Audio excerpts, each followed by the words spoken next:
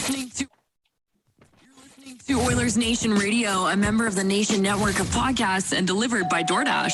1 hour straight hockey talk with Dan, Rick, Tyler, and Bag Milk starts now. Who did that intro, Tyler? Mariah. Thanks, Mariah. Good to hear from you. It's Oilersnation Radio, episode 159. I'm Bag Milk here for an hour of hockey talk, just as Mariah said in the intro.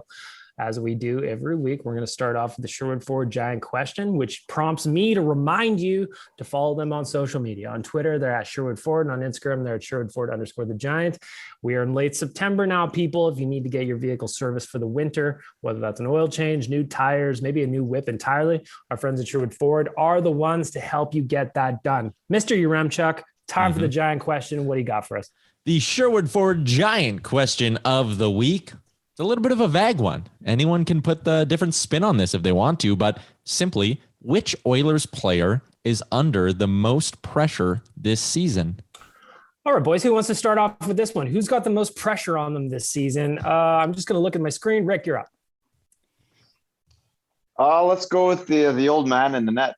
I think Mike Smith's going to feel a lot to continue on the way he was last year. If he does, obviously, we're in a pretty good position. If not, we're relying on a goaltender who has not looked so great when he has a large workload. So I think he's probably feeling it the most, especially because that position is going to be under the microscope the most of anybody. Rick taking Mike Smith off the board. Nation Dan, you're up. Mine is going to go to a defenseman, and it's because of what Coach Tippett kind of alluded to this week. It is Evan Bouchard. For a guy that I think the organization is putting pinning a lot of hope and wishes on to be able to replace the minutes that Adam Larson is abdicating by heading to Seattle. I just think that Evan Bouchard is going to have a lot of pressure on him. I believe that as the player, he has the ability to do it, but it's a question as to whether, as a young guy, whether he's able to step into that role and take on that pressure. I agree with Dan in the sense that like Bouchard is a wild card to me. I wrote about it a couple of times on OilersNation.com. It's just like if he succeeds and he climbs his way up the lineup, obviously that's a massive game changer for the defense. But if he struggles, as a young guy can do at the NHL level, it's going to be interesting to see how that plays out. Bouchard off the board. Tyler, who you got? I'm going to go to the forward group here, and I saw a lot of really interesting submissions, but the one that stands out to me is Zach Cassian. I mean, this guy's got 3 more years on a deal with a cap of $3.2 million. He's only 30 years old. This guy should still have some good hockey in the tank. And the one word to sum up his career as an Oiler so far has been inconsistent. And I think this is a guy who, if he is giving you really good third line minutes and he scores, 12 to 16 goals this year and is a physical presence and has the other team thinking where he is when he's on the ice at all times because he might lay a big hit, he is a guy who can really transform what the Oilers' bottom 6 looks like. And I know that might sound like a bit of a hyperbole, but I think it's true. If you have him on one side, Warren Fogle on the other, and whoever's playing center on that line, I think the Oilers have a chance to build up a third line that really does a lot of good stuff for them. So there's pressure on Zach Cassian to start living up to that $3.2 million. I don't know if he'll ever live up to it, but he needs to be better than he was last year, or else his time in Edmonton might be over. Well, and if you're going to talk about Zach Cassian, sorry, Dan, $3.2 million was a lot for what he provides, at least last year. Mm-hmm. The Oilers are going to need money next year, especially if Puljujarvi and Yamamoto have good seasons. They're going to have to find cap space somewhere. And a guy like Cassian, first of all, having a good season will help cement his spot within the roster on a day-to-day basis. But it could also, if you need to trade a guy, having him have a good season would help go a long way in increasing the value. So I also like that one. I was just going to say too, Bag Milk, the other X factor that is kind of been lost just because of the pandemic is the fact that there's going to be fans in the building again. And for a guy in Cassian where he feeds off of that energy, I think that that'll help him as well. But that's a definite X factor. Before I give my take, checking in on the Twitter account, ON Radio Podcast on Twitter, if you want to give us a follow. Tyler asked the question there yesterday, and some of the answers that came in. Stephen Fiddler says, Cassian, if he can't perform to get back to being playoff cast, then his contract will force the team to trade him in the offseason. Again, I can't disagree with that. Taryn, Jacko Lantarin, spooky season, says Archibald, lol. That's an interesting one because we're going to talk about Josh Archibald in a little bit. Obviously, he is the one unvaccinated player on the team, so that's going to make an interesting wrinkle.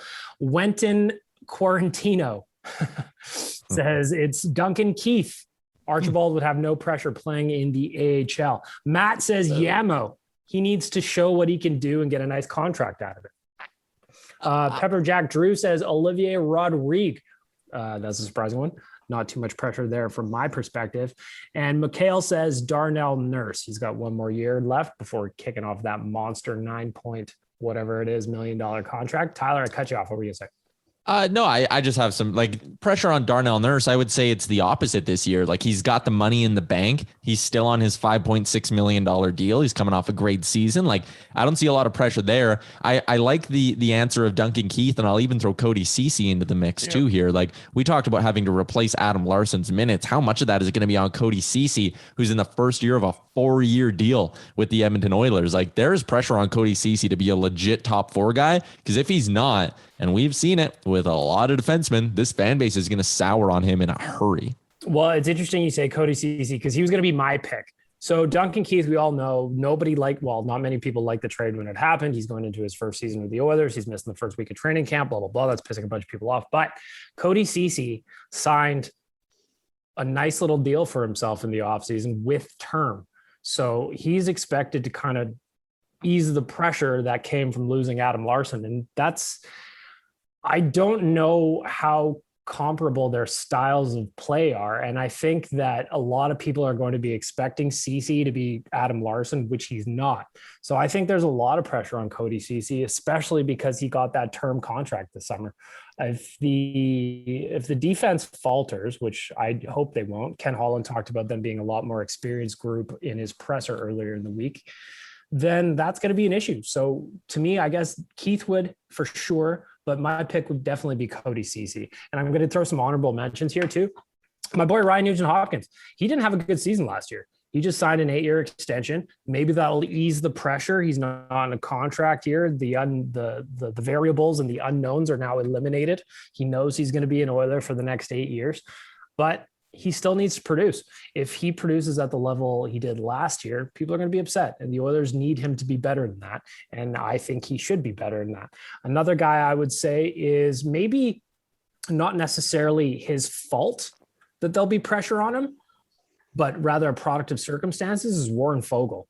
Like if you cruise Oilers Twitter right now, everybody's still talking about the trade, the Ethan Bear for Warren Fogle trade. And we all loved Ethan Bear. I was a big Ethan Bear guy. So I think, fairly or not, that adds a chunk of pressure onto Warren Fogle's shoulders as well. If you have an answer for this question that has not already been read out, or you just want to chime in after the fact, ON Radio Podcast on Twitter and Instagram, let us know what you think. Who's got the most pressure on them? Maybe it's Koskinen.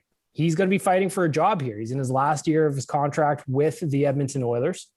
Kyle Turris. Maybe he wants to just hang on to his NHL career at all. Yeah.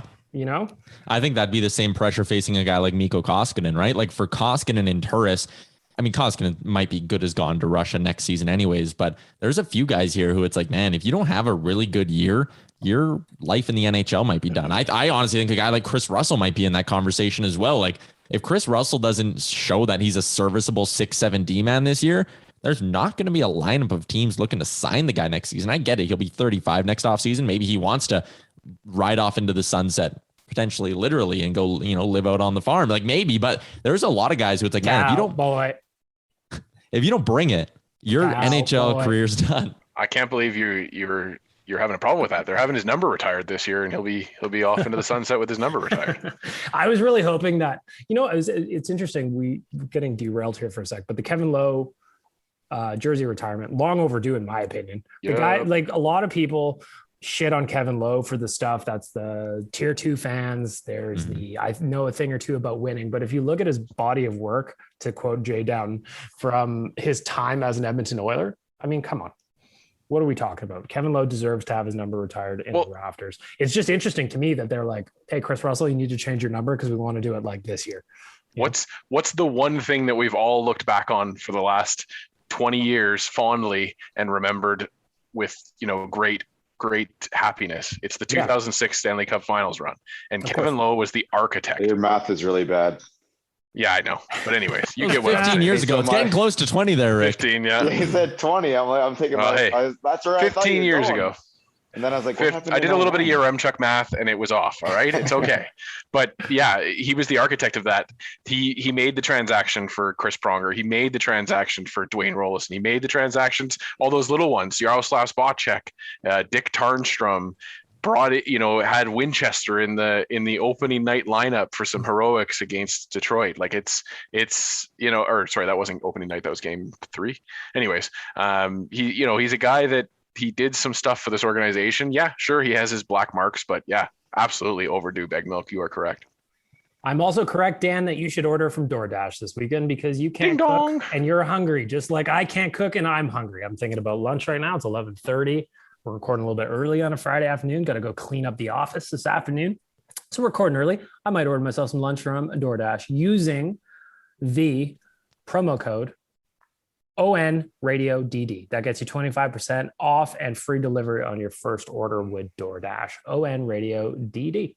Get yourself something to eat. All right, let's move on a little bit. Training camp is underway. Very exciting. I've got some training camp updates. Gregor's been doing some reporting from the rink. The first thing we'll just get out of the way here. Josh Archibald wasn't on the ice. He is the unvaccinated player, as revealed by Ken Holland on the Oilers Now the other day. So he wasn't on the team. He wasn't with the team the other day. He just got out of a 14-day quarantine, and training staff didn't want to throw him in too quickly and risk injury, according to Gregor. My question for you guys, and let's just do this real quick on Josh Archibald. Everybody's got takes about the guy, and I'm kind of, I'm almost feeling sorry for him to an extent, but not really. Ken Holland thinks he's going to miss at least 30 plus games this season. Tyler, just real quick, what happens with Josh Archibald if he's going to miss a third of the season? I think the Brendan Perlini signing and the Colton Skeevier PTO were kind of direct messages to Josh Archibald saying, we got options, man. And I just look at it. You have a guy on your roster making $1.5 million. He's a fourth line winger who can kill penalties and provide a little bit of offense at 5-on-5. That's a pretty replaceable part. And the cap hit would be the same if you bury him for 1.1 and then go ahead and sign whoever, Skeevier, for $750,000. The point I'm making here is Josh Archibald is a replaceable kind of NHL player, and they have options to replace him now. And I just look at this and I go, why would you want to keep a guy on your roster who's going to consistently have to quarantine, who's going to be in and out of the lineup, won't be a part of any sort of regular fourth line? Just why is that worth the hassle? I think they're bringing him into camp to avoid any sort of grievance with the NHLPA. I think they're basically keeping him around because he's under contract and he's allowed to be there because he's not breaking any rules, right? But I have a funny feeling he's going to be either on waivers or traded somewhere for like a 7th round pick. Like he'll go down to the States to a team that he only has to miss, like Tyler Bertuzzi, like he has to miss 9 games, right? If he's playing somewhere where you don't come up to Canada a lot. And they'll, some other team will pick him up, I think, on waivers as well. But I don't see him being an Oiler this year. I don't see how it makes sense for either side. Why would he want to be an Oiler next year if you can only play 52 games, can't go out anywhere on the road when you do get to play odd road games, and then you have to not be around your teammates and constantly be quarantining? Like you have to give up $600,000 of estimated salary. Like why have they not just even cut ties already and like found him a new home? I don't know, but I don't think he'll be here.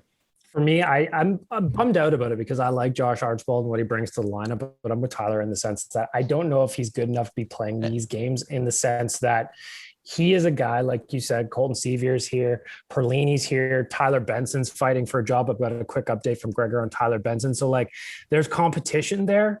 I just don't see how we get past training camp or even well into the season with Josh Archibald still with the team. I forget what I was going to say. Rick? Yeah, no, I'm on the same boat as you guys here. It's I thought that it gives Cooper Marody the biggest boost as just a guy who can fill in that spot. Yeah, he's right-handed. If you saw McLeod, Benson, and Archibald going in as your fourth line on game 1, you would have been not really surprised. So I think that seeing that Marody got that spot on the line the other day. pointed him out to me. But yeah, no, Archibald's not good enough to put the team in risk. There's the stuff about not playing very regular, but to me, it's also spreading it in the dressing room or something like that, where it affects the whole team. And so yeah, he's not worth it to put the team that type of danger. Let's not forget here, and I know you're chomping at the bit, Dan, but let's not forget Josh Archibald's last memory we have of him as an Oiler is him directly costing them a playoff game. So I liked him as a player, but like, let's remember what he kind of did here in the playoffs, and it was actively hurt their chances of beating the Winnipeg Jets. So I'm not too sorry about him going on waivers. Yeah, if that happens. It's just one of those situations where it's like, I think he can be a valuable member of the bottom six, but there's also, and especially we're going into waiver season here right away as well. Who knows what hits the waiver wire in the NHL? Plus, there's guys fighting for those jobs already. Dan, last word on Josh Archibald. Well, I think the really sad part for me is that I don't think he can even play for Bakersfield because they have a vaccine policy at the arena that you have to be vaccinated. So, for the player, it sucks for him to have to make that decision for himself. But the real thing that sucks for me is that on the flip side of things, we're talking about a guy in Alex Stalock who had an opportunity to come into this team and make a difference, and he wasn't given that option because he got COVID and he's dealing with myocarditis now. So it's troubling from two sides of things. For a guy to be close, on a team with the same situation happening on the flip side, where it wasn't a choice for Alex Stalock to not play this season out, for Josh Archibald to not play the season out. It is what it is. Let's focus on and pick our horses to replace him in the roster, because to me, 30 games missed is a non-starter. A guy who is fighting for a spot in the roster is Tyler Benson, and this is from Jason Greger yesterday. So yesterday was Thursday at training camp. He says Tyler Benson looked noticeably quicker, and he's got a new number. He took number 16. R.I.P. Bouchard, have the best season in Chicago, but not too good when they play the Oilers, please. He looked ready for the preseason battle for a left wing spot. From the opening drill until I left halfway through so I could get home to do the radio show, Benson was locked in. He shot with purpose on every line rush. He looked hungry to make an impression. He needs that type of mindset, and I'm looking forward to seeing how he plays in the preseason. Do you guys think, Rick, I'll start with you, that Tyler Benson can actually come in and steal a job?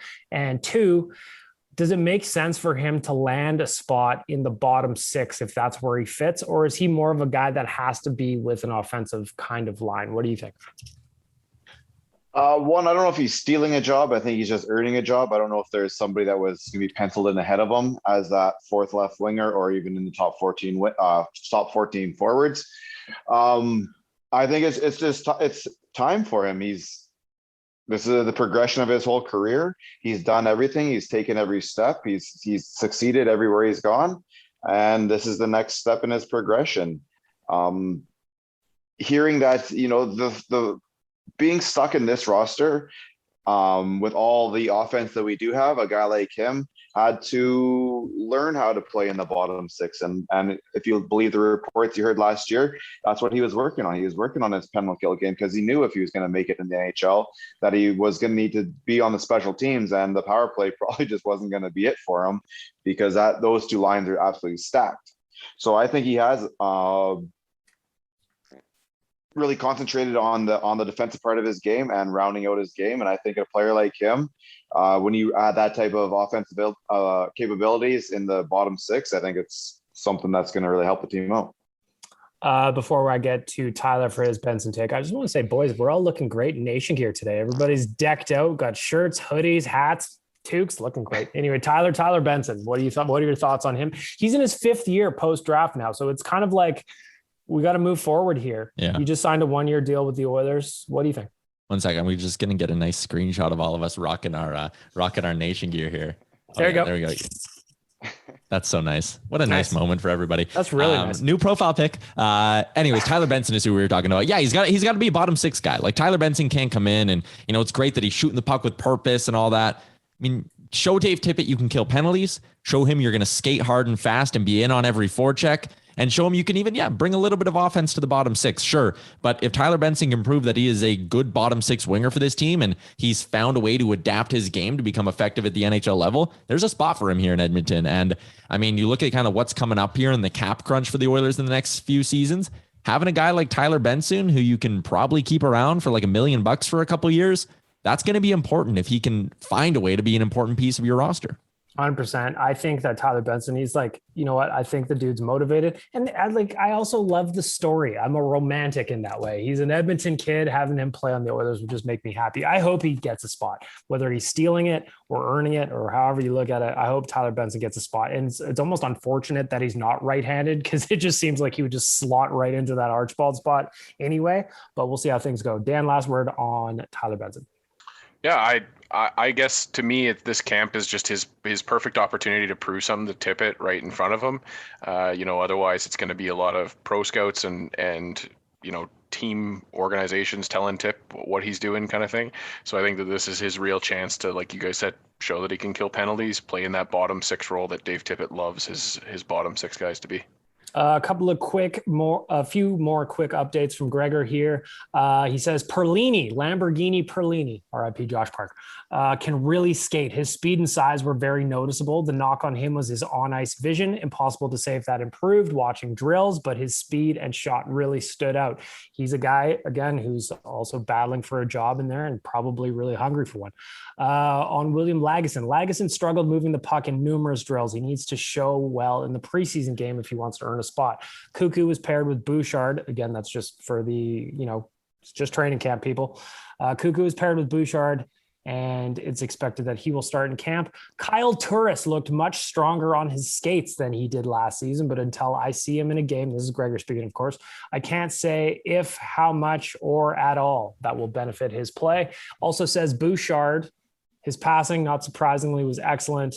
Looks poised to be a big contributor. And on Sevier, had the only real hit of the day as he delivered a hard hit on Lagesson during a 5-on-5 drill. It wasn't malicious, and I don't think he planned to hammer him, but with the puck on the boards, Sevier lined him up and did what he had to do. So there's some good updates coming. I just like that we've actually got some shit to talk about that's real.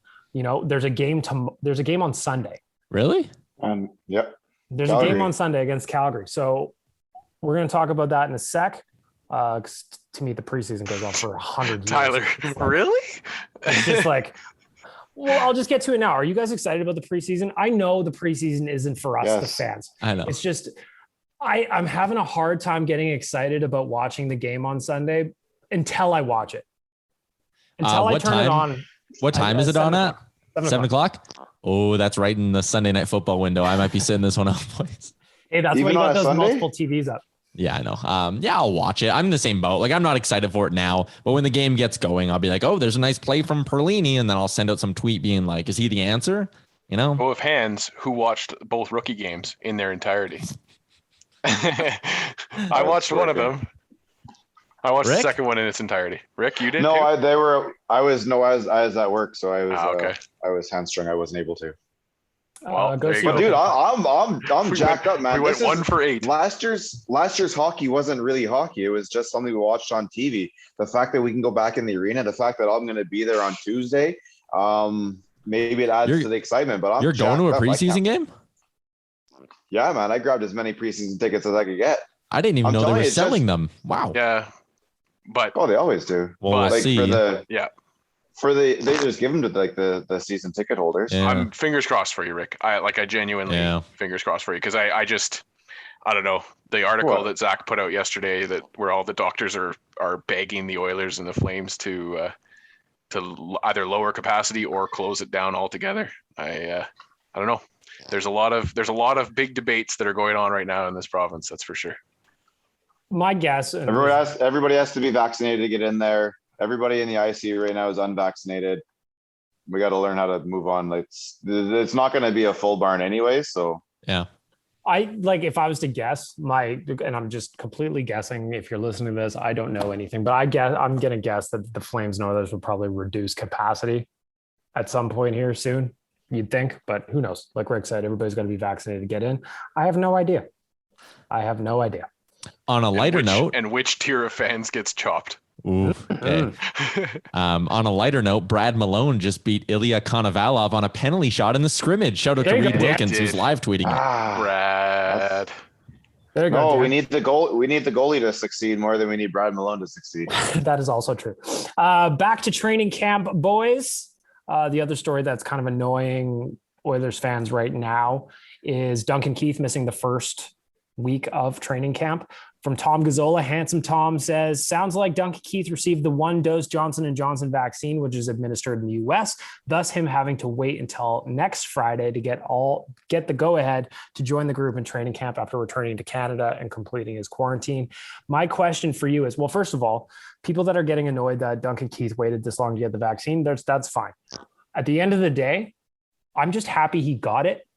And he will only miss a week of training camp as opposed to missing 30 whatever games like Josh Archibald would. So thank you for doing that, Duncan Keith. Thank you for thinking about the people around you, and also that we need you to succeed this year. So my question, with that out of the way, how big of a deal is it to miss the first week of training camp when you consider that by the time he comes back next Friday, there'll still be a handful of preseason games that he can get into? He's already been skating. I imagine he's in the best shape of his life. We just haven't heard it yet. Tyler, I want to start with you. How big of a deal is it to miss the first week of training camp? If Duncan Keith was in his 4th season with the Edmonton Oilers and missed the first week of camp, I would kind of shrug and go, big deal. He's a veteran guy. The first week of training camp is just, more or less formalities for a lot of these guys who know they have a roster spot and who have been in the league forever. It's an arena tour. Yeah, right. But I'm a little bit irked that this guy didn't feel a little bit more pressure and responsibility to be a leader and make a good impression on the new team he's joining. He's brought in here, and I mean, his play on the ice isn't going to be what Duncan Keith was 5 years ago, right? But the trade-off was that we were supposed to be getting this great leader who knows how to win, who's going to set an example and lead for the young guys. And it kind of feels like we aren't getting that end of the deal from Duncan Keith. Like, you eventually got convinced to get the vaccine. That's awesome. But, maybe if you knew you were going to be forced, in air quotes forced, because I know they do have the option. Some guys aren't getting it. But if you knew the restrictions were coming for the NHL in the middle of August, why are we waiting until now? Why didn't you speed it up? Why didn't you say, you know what? I'm going to bite the bullet. I'm going to be a good leader, and I'm going to be there on day one to be around my new teammates and be skating with my new teammates. Because again, this just feels like a little bit of wasted time and a little bit of a wasted opportunity for a guy who I would have hoped would have been a little bit more motivated to make a good first impression on his new organization. I think that's a very fair point also, especially since after the trade, the thing that we heard the most was the intangibles that he brings into the locker room. Well, he's not even in the locker room until next Friday. Dan, your thoughts on Duncan Keith? Yeah, and so I'm on board with what you're saying, Tyler, but my kind of caveat to it is that obviously the guy had a personal decision that he wasn't going to do it, and then it, by the sounds of what the way that our GM Ken Holland framed it, was that he had to kind of convince him and massage it. So I'm with you, Bag Milk, when you say, glad that he just got it done, and that's the most important thing. And it's going to be a week, sure. Yeah, you're right, Tyler. Every point you made is valid and completely true. But for me, it's done, and he's going to be playing for the Edmonton Oilers in the season. So it's something to be kind of, like personally just like, dang, missed an opportunity there, but not a, I'm not holding it against the guy. On this team. Yeah, exactly. But can you imagine? But you're not, but your opinion is kind of what the I think the main group is saying, but they're going with an angry angle to it of, you should have done it better, and so you're bad for not doing it better. But that's because they don't. That's because they don't like the acquisition and they're taking it on the player himself. I'm not mad. I'm disappointed. But but at the same time, can you imagine if he just didn't get it? Can you imagine the shit Ken Holland would have been getting? That's a rabbit hole that we. Holy. A guy who loves chaos and watching chaos at times when it's just completely out of my control. There was part of me that's just like, I wonder if Duncan Keith's actually going to get it. Because if he has to miss 30 plus games again, like Archibald will. Yeah. And then you add in the fact that Archibald would also be an issue. And you've got the Alex Stalock thing, like for one organization, like you said, Tyler, good luck, Ken Holland, trying to talk that one down to the media. Rick, last word on Duncan Keith. It's done. It's over. Training camp. The player of his stature, I don't think missing 1 week is that big of a deal as long as it's not like injury related. Why he missed it, I don't really care. It's over and done with.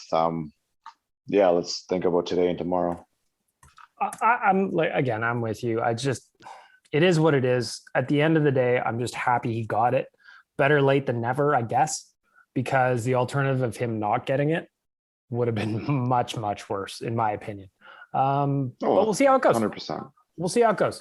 For 90 years and 4 generations, our friends at Cornerstone Insurance have been a family and employee-owned business here in Edmonton. They've got all the products and services you could ever need: auto, residential, commercial, life insurance, whatever you got. And on the left-hand side of the screen, if you go to cornerstoneins.ca, cornerstoneins.ca, there's a little button that says Citizens of the Nation. Click that, baby. Get yourself a little discount. We all need insurance. We all need to be covered. Cornerstone Insurance is here for you. One more thing that I want to talk about at training camp is, looks like Dave Tippett is kind of starting training camp with his lines together almost. On the top unit, you've got Hyman, McDavid, Puljujarvi, like that. Second line, you've got Nuge, Draisaitl, Yamo, like that. The third line is where it gets interesting a little bit, because I think, depending on who's in the middle there, if you have Warren Fogle on the left side, Zach Cassian on the right side, and maybe like a McLeod in the middle, that's a line that intrigues me that could actually do something. And I know McLeod is a young guy. He's an up and comer. He's only got a handful of games under his belt at some point. But if you're going to do it, why not have 3 guys with some wheels that can crash and bang and see what happens? Tyler, what do you think of these line combos as we're just starting trailing camp? I'm with you, man. The idea of Zach Cassian returning to form, being placed on a line with a young speed demon like Ryan McLeod, who's also a huge body, and then add in another big body who we know has offensive ability in Warren Fogle. Like, that could be the third line of our dreams, man. Like, put those guys together, let them run wild for the first 10 games and see what we got here. Because if they click, we've talked about having 3 scoring lines for a while. That could be a hell of a scoring line, and your top 6 is absolutely loaded. I wrote about this last week. I think this Oilers forward group has the potential to be the best in the NHL, and I'm not just being a homer with that. I think they legitimately are that deep and that good. Well, the interesting thing too about that, before I move on to Rick here for his take, is I was watching a lot of the training camp, just kind of recaps on be it TSN or Sportsnet or wherever. And if you look at what's going on in Toronto, a big storyline for them is who's going to fill the gaping hole left by Zach Hyman, and to have him slotted right next to Connor. And like, there's combinations that you can change it up, right? Like maybe Zach Hyman clicks with Nuge as center and you move clicks with Draisaitl and you move Nuge up with McDavid again, see how things go. There are options here. And I think that's really exciting, because this isn't trying to crowbar Ty Ratty into being Connor McDavid's winger. Now he looks over on the right. He's got Jesse Puljujarvi, who last year had a hell of a season, and I'm expecting a big one from him again. And on the left side, you got Zach Hyman, who just signed a big ticket and is already starting to win people over as a fan favorite without even playing a game. I like it. Rick, what do you think of these line combos so far? Dude, like I said earlier, I'm excited. I can't wait to get everything going here. The only thing that does kind of sort of scare me a bit is if they get a little worried about having youth and unproven offense in the lineup, and they go a little more defensive when you put like a Shore and a Turris and a Derek Ryan in there, and you kind of leave like Benson and like a Marody or whoever out. I want to see them load up and go with as much offense as possible here. I think that's you win the game at the other end of the ice, and there's options here, man. You can run the big 6. You could split up the big 3 and run them all down the center and give them all wingers. Like, there's so many options right now.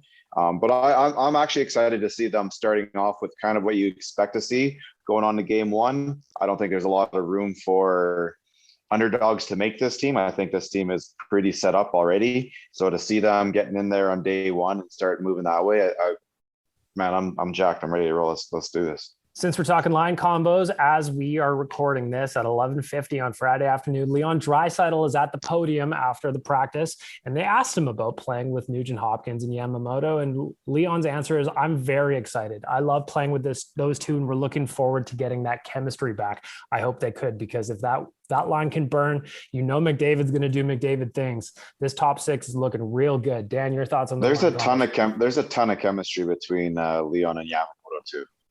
Like even off the ice, those guys are like connected at the hip, man. They're like there's like big brother, little brother there. Well, I think that line can do something. I love seeing Yamamoto sign his deal, and the first person to comment on it on Instagram was Leon Draisaitl. I love that shit. Dan, coming to you for the line combos. What are you thinking? Yeah, for me, the most exciting thing is having that Yamuji on line put back together, just because it was such a barn burner line before the pandemic hit.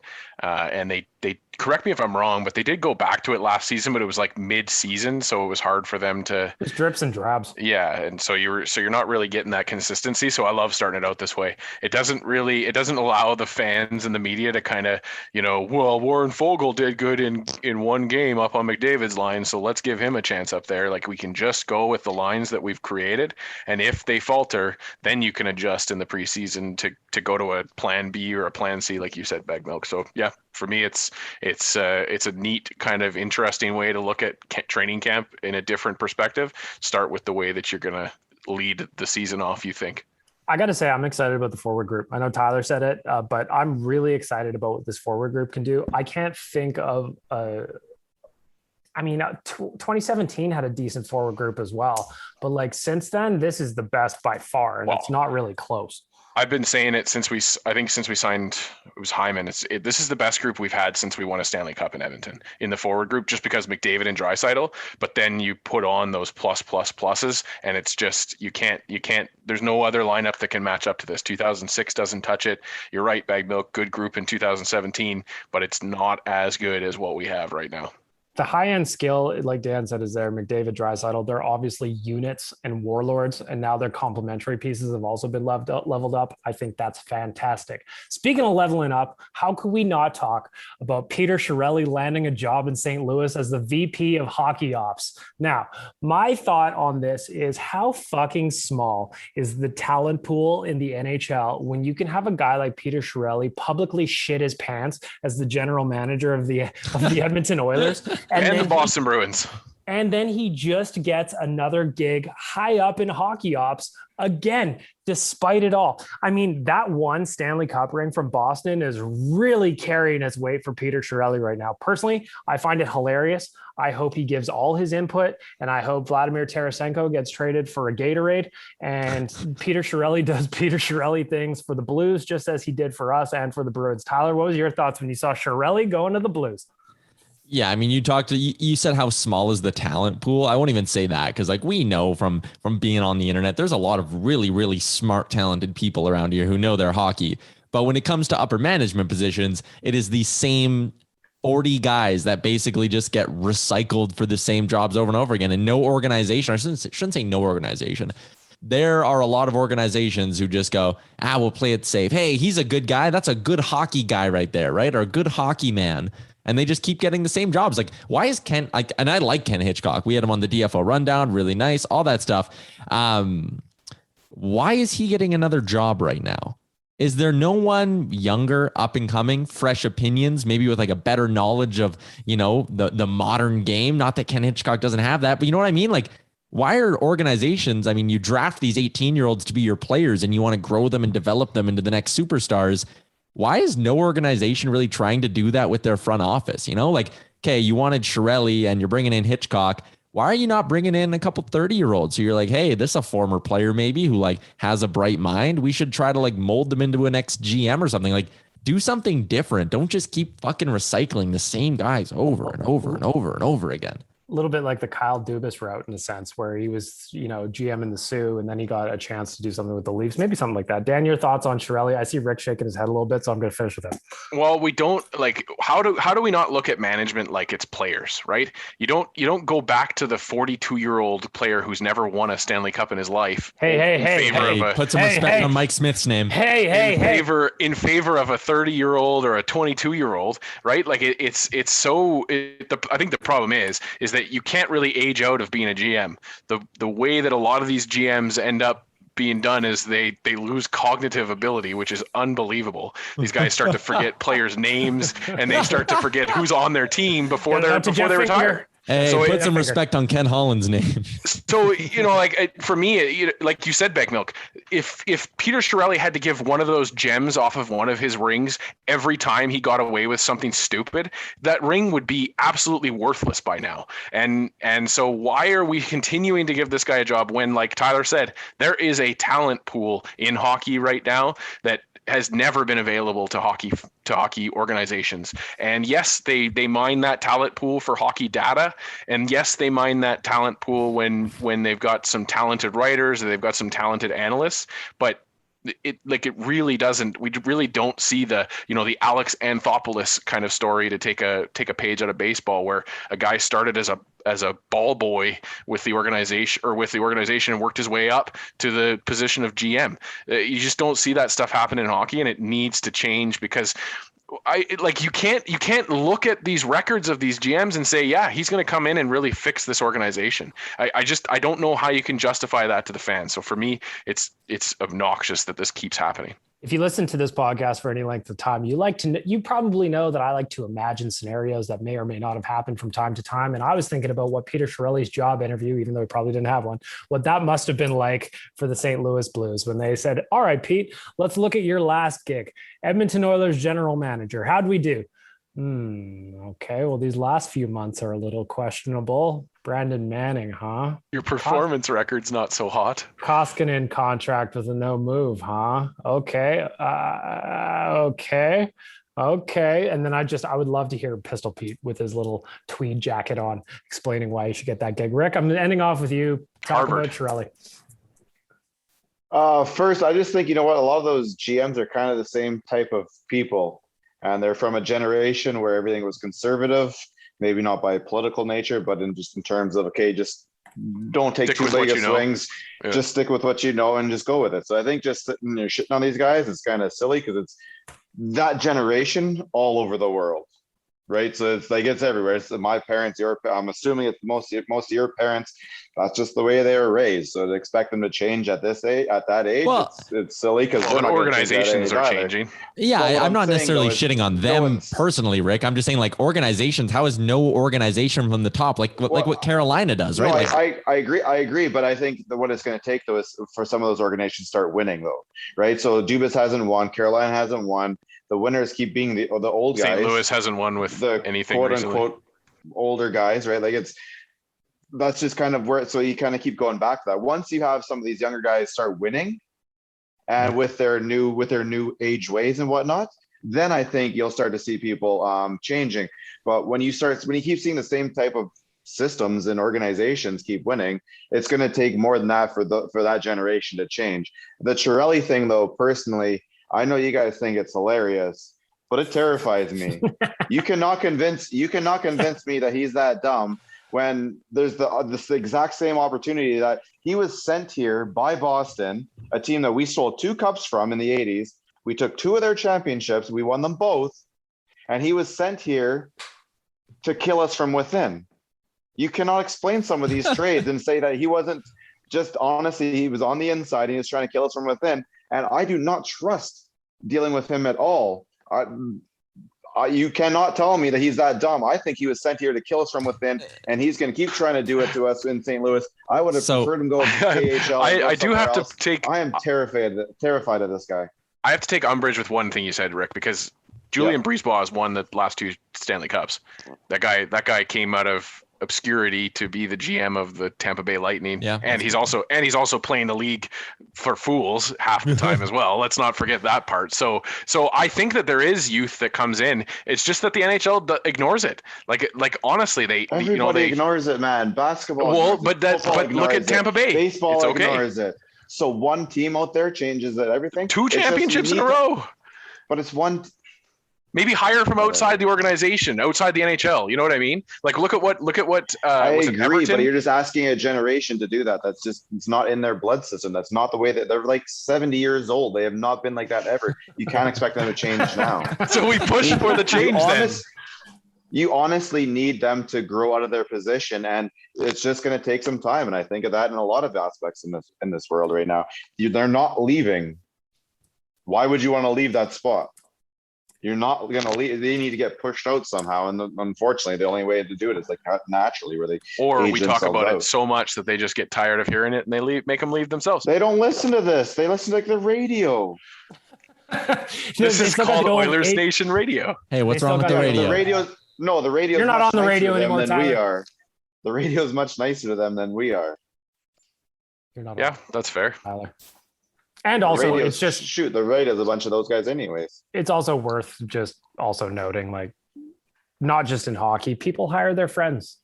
That's what they do. Yep. And that's what happened here, regardless of how bad Peter Chiarelli is at his job, or if he's a double agent like Rick says.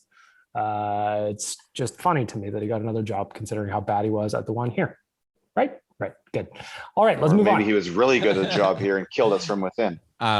Depending on who you ask. Yes, Tyler. I just something that popped up on my timeline. EA Sports is releasing like their top 10 for each ratings, and they put out the top 10 strongest players in the NHL. And I got a chuckle out of Zach Cassian being 8th on the list. Oh, strong boy. Yes.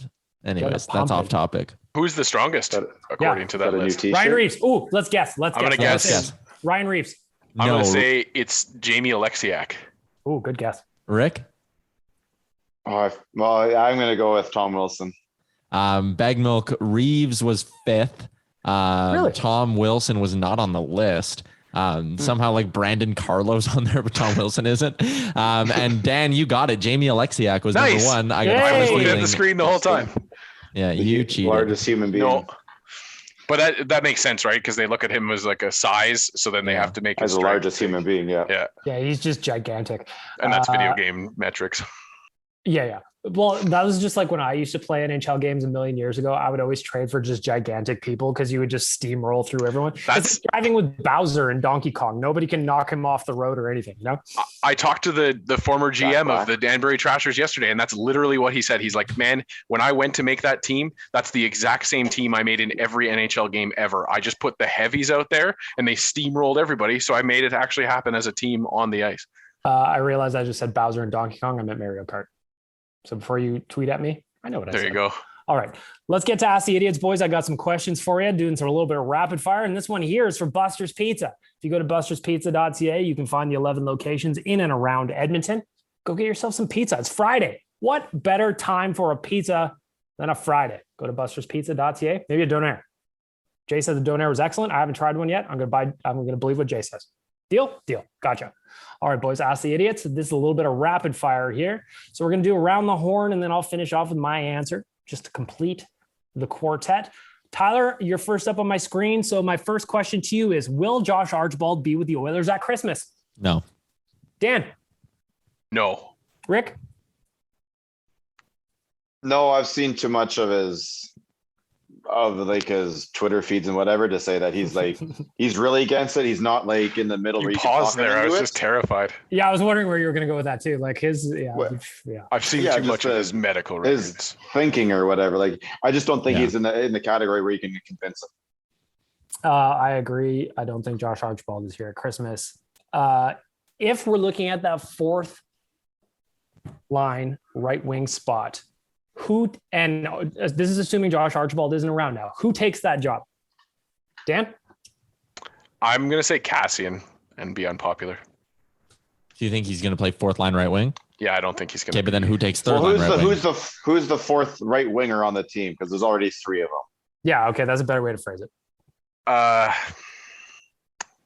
That's a good question. What are my options even?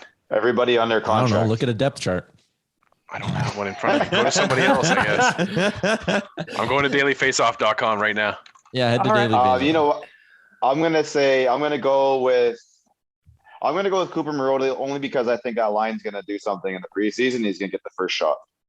Yeah, fuck it. I'll go with Marody too, actually. I think that's a decent answer. I'm going to do something a little bit different. I'm going to say Zach Hyman flips to the right wing, moving everybody down a slot. Colton Skeevier, honorable mention. Maybe. Yeah, that would be where I'm going right now. Is it Skeevier or is it Sevier? Oh, yeah. We've said it both ways on this Scurvy. podcast. Yep. That's We probably don't his get his nickname, name. eh? We don't get Scurvy. his name correct till he's an actual Oiler. Till then, we just make it up. Skeevior or Sevior? I like Scurvy Scurvy boy. because he doesn't get any vitamins, so he's got a real problem there. Okay, next up for Buster's Pizza, this is Ask the Idiots. Will we see the 3 center setup at all this season? Meaning McDavid, Draisaitl, Nuge down the middle. Dan. Yes, I think we do. It's not. I don't think it's going to be for a substantial amount of games. I'd say less than 10 games, but yes. Rick. Yeah, I think when you have a toy like that, you got to play with it a couple of times and see what you can do with it. So yeah, we'll use that. That's what she said. Tyler, 3 centers down the middle. I am going to say yes, and here's a little twist on it. It will come with Zach Hyman and Ryan Nugent-Hopkins as a duo. Ooh, I like that. I'm also going to say yes, but I'm with Dan. I don't think we'll see it very often. Dave Tippett seems to like his top 6 kind of dialed in a little bit. And But if it works, he's gonna roll. If it with works, Hey, 100%. Can I throw in another one here? And Sevier. Scurvy. Elite prospect says so. What do you guys think we see more this season? The 3 center approach or McDavid on a line with Draisaitl? Oh, McDavid McDavid Draisaitl, easy. Yeah, that's Like as a easy full question. on, like I'm not talking just pairing them up in the third period. I'm talking like stretches where it's like from morning skate, still say McDavid and yes. Draisaitl back together. That's what I would say. Yep. Like if you let's just say without an injury, I think there's going to be the big 3. If there's not an injury that's making it, it's going to be the big 3. I think the big 3 is like you're going up again in your one game against Tampa Bay, or you're going in a big matchup, and you can just, like Rick said, play with your toy. You might as well. But listen, we're also we're a playoff team, correct? Everyone's going to assume we're a play. We need to know if this works when we get to the playoffs. You got to give it some tests. You got to give it some testing. And I liked Tyler's talking about having a duo of Hyman and Nugent Hopkins kind of thing. So then you have McDavid and Fogle, Pugliarvi or Fogle. Probably. Yeah. And then McDavid, Fogle. Oh. whoever you Yeah. pair up there, and then you got That's Leon very with exciting. Yamo kind of thing. What if you went McDavid, Fogle, Cassian, and just put muscle on McDavid's wings? Then you went with like Draisaitl. You'd have Yamo on the right, and your left winger there. Ooh, that's where it gets soft if you're not throwing. that's his where it name gets a there? little bit tricky. Yeah, because then you could go Nuge, Hyman, and Pugliarvi, and then you're going Draisaitl with Yamamoto and Dylan Holloway once he's healthy. Healthy Devon Shore. Here we go. Let's go. Devon Shore is in. But if you're making offensive lines here and you're looking for a left winger, Dan, you brought it up Tyler already. Benson? He's an offensive guy. Like perhaps he's going to fit in nice there. Or Hyman on the right side, Nuge on the left, McLeod down the middle. The 3 center approach doesn't even involve Nuge down the middle, huh? I love this. But this is what we were talking about before. That's what the benefit of having this deep of a forward core where we can slide pieces around is. Yep. And I talked about it in my article too. Never mind just being deep, but everyone can play multiple positions. Like Draisaitl goes from center to the wing if you need. Nuge does the same. Hyman can flip-flop on either side. Fogle can flip-flop on either side as well. Derek Ryan's a really good right winger as well. McLeod, you could probably put him on the left side and not be too worried about it. Same with Devon Shore. Like they have so many pieces that can move to different spots in the depth chart that it's fascinating. The possibilities are endless. God, I'm such a nerd. You keep forgetting. Isn't it so exciting though? You can't wait for Sunday now. Yeah, line combos, baby. Don't even put those kids in the lineup. Put in the top 12 and let's go. Let's see what it can do. Hey, here's an idea. Already. If Dave Tippett wants to get me excited for that game, he goes full on like Adam hockey tryouts, and it's just like out the door every shift, center, left wing, right wing, go. And like whoever you point to, like that's the center, left wing, right wing. You got like Yamamoto centering Fogle and Derek Ryan or something, like just fucked up stuff. We've got 8 preseason games to get through, gentlemen. How many of those does Connor McDavid play? I'm going to say 3. 5. 3. I'll say 4 because I think that Seattle game in where are we playing? Jesus. I think they're playing at the old Seattle rink, aren't they? Everett, isn't I it? can't remember if they're is it Everett? Spokane or they're doing Everett. Yeah, I think it's Everett. I think one it's of the 2 Everett. teams. Yeah, anyways, I think wherever it's they play not there, Spokane. I think the NHL is going to want the Oilers to roll him out for that. Well, based on that, I'm going to say 4 then, because I think they're going to have him out there on Tuesday for the Joey Moss stuff, the showcase game, and then I could see him getting the last one for sure. Well, No, let's stick with 3. No, 'cause I don't think he's gonna last play the one they last usually sit. So I second think he'll last get one. 5. I don't know why you guys are downplaying him so hard. I think he'll play. Well, so I could see Tyler saying I can see him playing 5, but in those 5 games, there's like 2 games where he plays 6 minutes kind of thing. You know what I mean? just get him out there. I just think you get him a got. couple I of just think you calls. got to keep protect McDavid from himself and his competitive nature. That is, when you got a fourth line guy that's grinding it out for his shift and he lines up McDavid, and then That's what I was going to say, Dan. That's what I was going to say, Dan. And like, especially early in the preseason when there's just a bunch of doofuses on there that have no business being in an NHL preseason game, they want to take a run at Connor, make a name for himself. I'd rather avoid that. Next up, which player on the roster makes you the most nervous? That's a very general question, but I want to ask it anyway. Dan, who makes you the most nervous? Mikko Koskinen. Rick? Oh, that's a tough one. I think I have to double up and go Mikko as well. I'm pretty confident in the rest of those guys, but yeah, Mikko's always throwing you curveballs. You don't know what you're gonna get. Tyler? Mike Smith. I mean, fuck, if that doesn't work, man. If Mike Smith isn't it, like if Koskinen sucks, like Koskinen sucked for stretches last year, we found a way to survive. If Mike Smith sucks, we are in fucking trouble. But I'm not too nervous. I'm more nervous about Mikko shit in the bed than I am about Mike Smith. I just think that, Yeah, but I'm nervous. I'm not from that big season. He'll keep it going. I agree. Like the odds of Mike Smith shitting the bed are less than Mikko, but the consequences of Mike Smith shitting the bed are far greater, and that scares me. I'm also nervous about Mike Smith, but not about play necessarily, but his health. He's an older guy, man. I hurt my back getting out of fucking bed, and I'm 2 years younger than Mike Smith. In the last 3 seasons, he's missed time due to injury. So that makes me nervous. Last season it was going in though, wasn't it? Yeah. Yep. Yeah, he started the year off. Again, because he tweaked his knee during warm-up of the first game, and he missed like a month. Like Bag Milk makes a great point. Next up, who scores more goals this season? Jesse Puljujarvi or Kailer Yamamoto? Rick? Puljujarvi. Dan? Yamo. Tyler? Puljujarvi. He might play net front on the power play, man. Yeah, I'll say Puljujarvi as well because he's lined up next to. I think Draisaitl. We got rid of all the. We got rid of all the rest of those guys. Nuge. Yeah, Jason's in Vancouver. Jason can't. Yeah, he can't be eating his fucking power play. Jason's in Vancouver camp. Yeah, he got PTO. Oh, good for him. Good for Jason, man. I always said in Ottawa. No one on the Oilers was more fun to watch when they got confident than Alex Chiasson. Like he would be a guy who would be silent for like 8 games and do nothing. And then he would score a goal and you'd notice him. Like I remember there was a game last year. He like had a goal, then he hit a goal post and then he like dropped to one knee on a one-timer from the blue line. And it was like, oh man, confident Alex Chiasson trying like deeks around defensemen and shit always made me laugh. Cause it's like, you could tell he's like sitting on the bench. Like I'm fucking feeling it tonight, boys. Would you prefer having him as that fourth, as the Archibald replacement over anybody here right now? I would. I like now that you kind of think you might lose Josh Archibald. I do. Yeah. I wish he was still here. Not me. I just don't think the foot speed and this, and like Tyler said too, the skill that just like when it's not there for Chiasson, it's not there. It's really hard to watch him play hockey. But it's not really. He doesn't really get bad.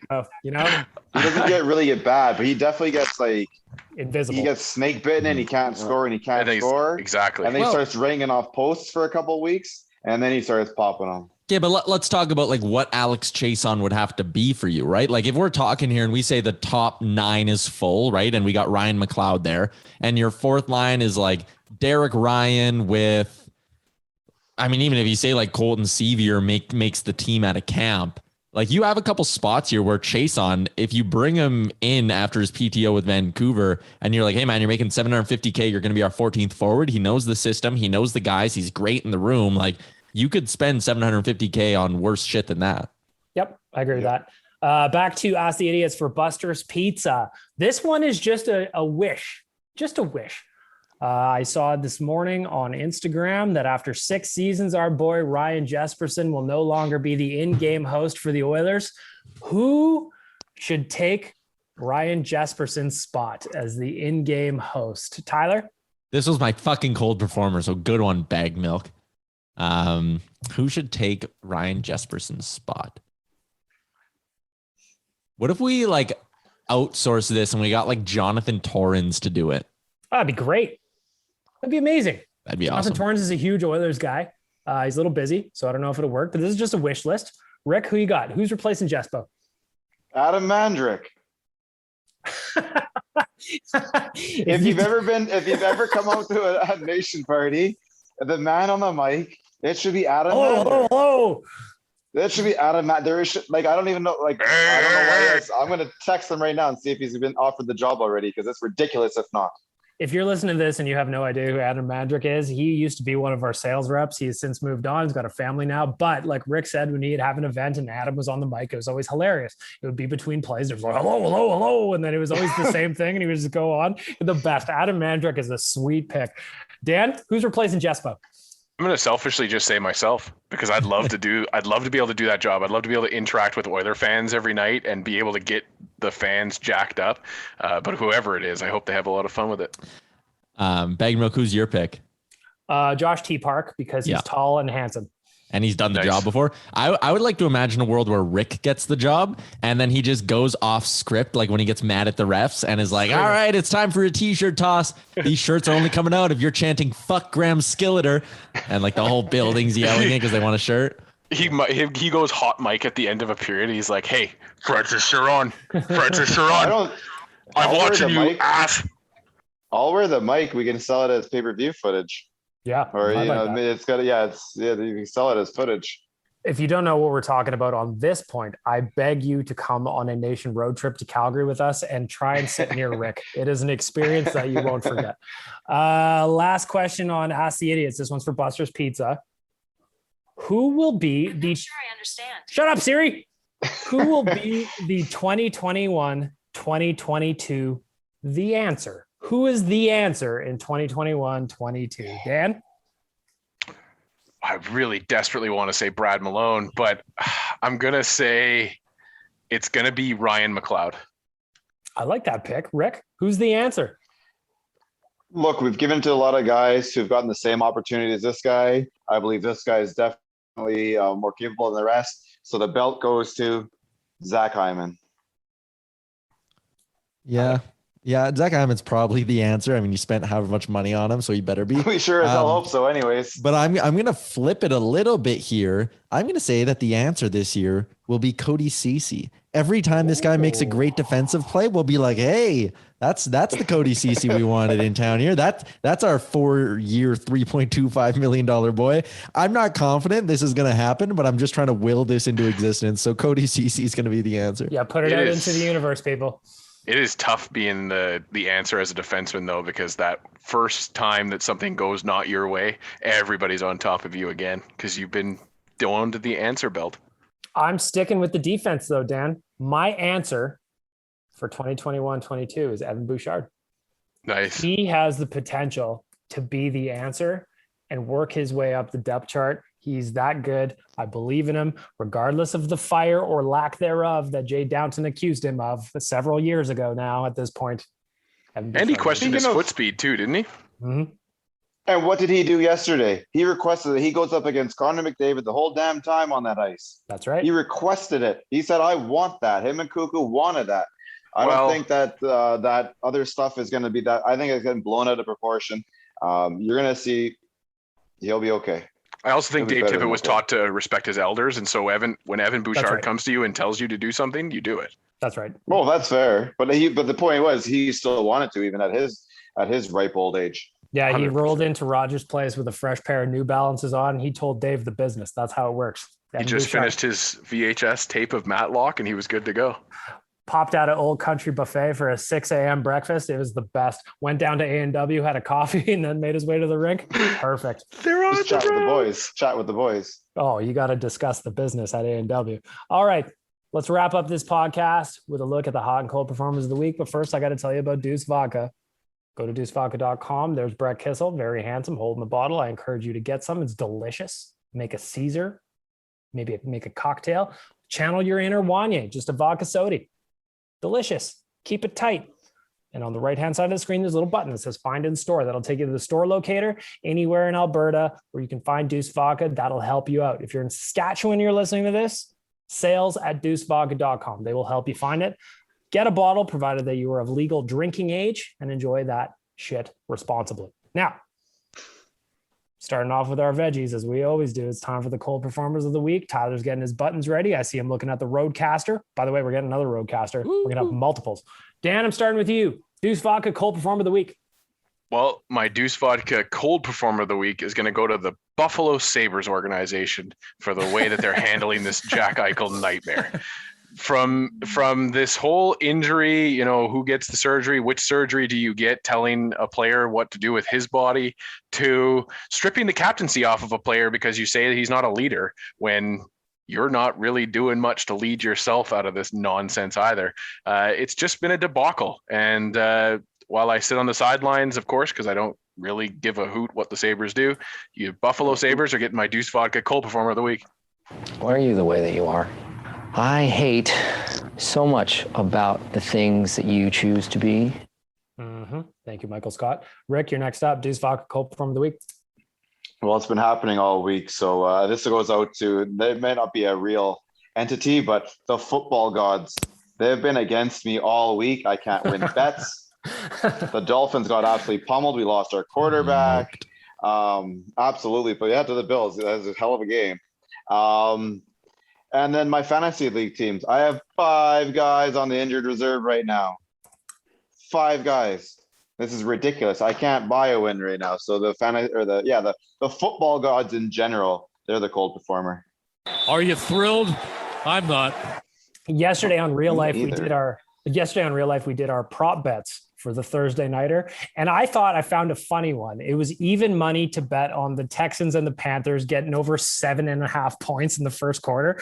I was just like, come on, you got at least a touchdown and a field goal, somebody. And did I hit it, Tyler? No, I did not. No, I did not. So thank you to the Thursday nighter for losing me money and another spot on the Real Life thing. Tyler, you're next up. Deuce Vodka cold performer of the week. Yeah, I didn't have time to come up with another cold performer, so I'm just giving it to the Jespo news. I mean, once you've been around to different rinks and you see how other like in-arena hosts kind of are, you really appreciate how good Jesperson was at getting the crowd into it. His t-shirt toss, yell, everything about it. Jesperson, truly the GOAT when it came to in-arena entertainment. I don't know why he's leaving, but it is a big loss for Oilers fans.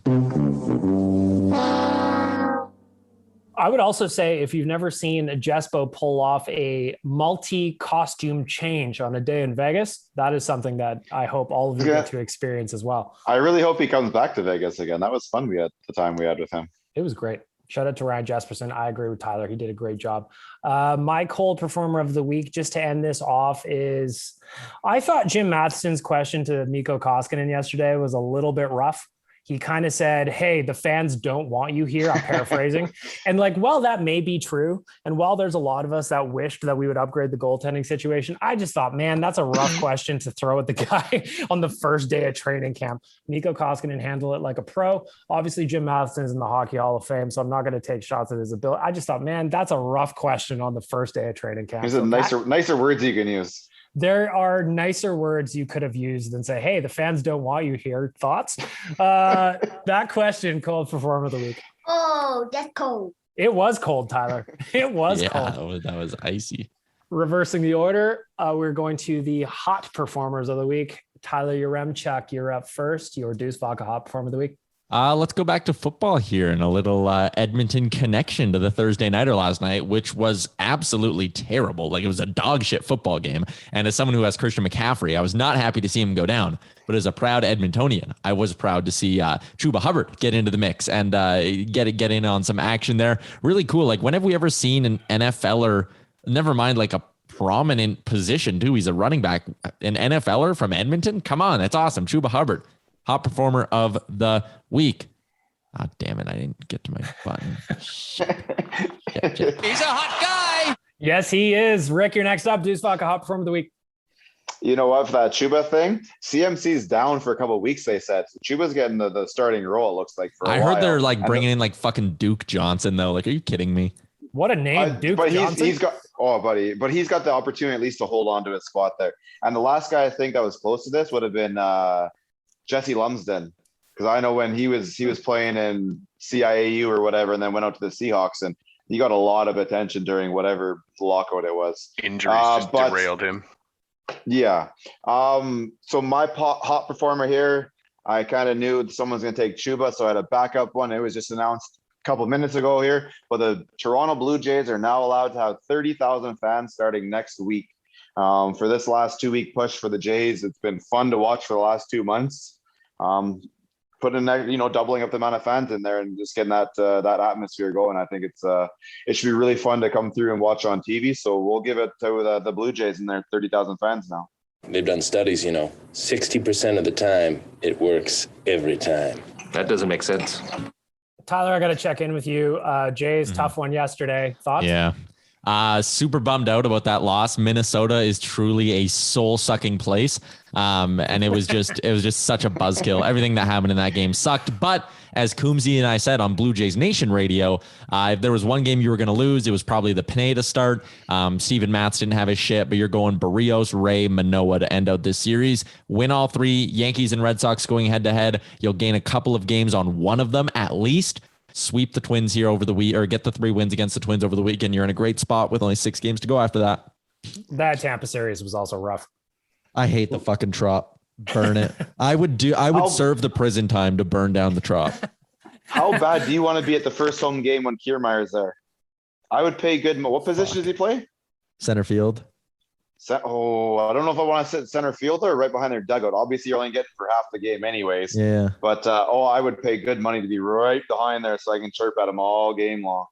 I also want to give a shout out to, just since we're talking Jays, to Eric Zabrowski. I was getting his takes on the Baraki plunk from the other night, and it was just interesting to hear his take on how that works. And I think my favorite line, Eric, I apologize if this isn't meant for public consumption, but he's like, if you're going to hit a guy on purpose, you always make it a fastball. And that just made me laugh. He's like, nobody wastes time with a curveball, man. And I was just like, God bless. I love it. So shout out to you. All right, moving on. Dan, you're next up. Deuce Vodka Hot Performer of the Week. Well, I'm going to double dip on the Buffalo Sabres love right now, and I'm going to give my Hot Performer of the Week to a former contributor on this very podcast, at Coombe, for his prediction that the Buffalo Sabres will once again match their 18-game losing streak this season and do better at it, I guess, or worse at it if you want to put it that way. Didn't he say twice they would do that? Yeah, he thinks that they will lose 18 or more in a row at least once this season. So unbelievable prediction by Coombe. I love seeing him try to get people fired up with some spicy takes. So at Coombe, you get my Deuce Vodka Hot Performer of the Week. Cash money. If you don't know what Dan's talking about, go to dailyfaceoff.com. Zach's there too, but Cam is writing all the team previews for dailyfaceoff.com. So go check those out right now. To finish this off, my Deuce Vodka Hot Performer of the Week. And despite me saying earlier in the podcast that I'm not exactly excited about watching the preseason, there's a hockey game tomorrow. We had a short off season because of the COVID kind of like delays and the draft and all that and blah, blah, blah. Despite the fact that I said already, I'm not excited about the preseason, I am very, very excited that we are getting closer to the NHL season. There's a hockey game tomorrow. The schedule coming out, seeing the Oilers on my calendar, Hot Performer of the Week. Pour it on! Well, the Oilers aren't playing tomorrow, though. They play Sunday. Oh, sorry, Sunday. There's a hockey game on Sunday. There, preseason game on Sunday, not tomorrow. Today's Friday. There is hockey tomorrow, though, Bag Milk. You were correct about that. Preseason schedule does start tomorrow. No Oilers, no Bag Milk. That's how it goes. Nice. As far as I'm concerned, there is no hockey tomorrow. All right. From all of our friends at DoorDash, Sherwood Ford, Cornerstone Insurance, Deuce Vodka, Buster's Pizza, I'm Bag Milk here with Tyler Remchuk, Dan, and Rick. This is episode 159 of Oilers Nation Radio. I just want to say thank you for being here. Please leave some reviews. I didn't get a chance to check if there was any new ones this week, but we will get caught up on those if there are. Please leave the reviews. Let us know how we're doing. If you don't want to leave a review, just hit us up on social. ON Radio Podcast on Twitter and Instagram. We're there. We'll answer them. We'll read them. Tell us we suck. Tell us you love us. Whatever it is, we'll read it. And from that's the end of the episode. Have a great weekend, everybody. Shout out Jespo. Thanks for listening to Oilers Nation Radio, delivered by DoorDash. Don't forget to hit the subscribe button and give us a follow on Twitter and Instagram.